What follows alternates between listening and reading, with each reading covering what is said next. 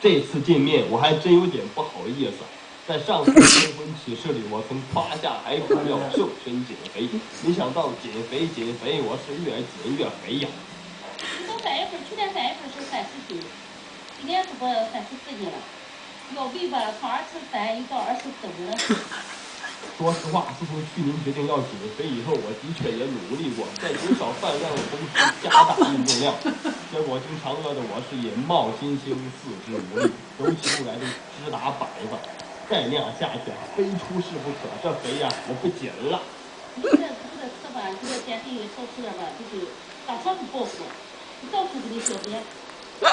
这招还真管用，我从此不用饿肚子，吃饱的感觉就是爽，可这肉也蹭蹭的长了出来。不管它了，既然减肥不成，那咱就走肥胖成名之路，当个世界猫王也不错呀。18公斤半，世界上最胖的猫。据说这只最胖的猫来自美国，看来我要超过它那是指日可待。超了美国那个重量这个法官，打长时间就到个车。要是不出意外的话，一天1年长2米的话，2年就不长了。啊？吃得苦中苦，后这个烫的吧？想当个猫王也不是件容易的事儿。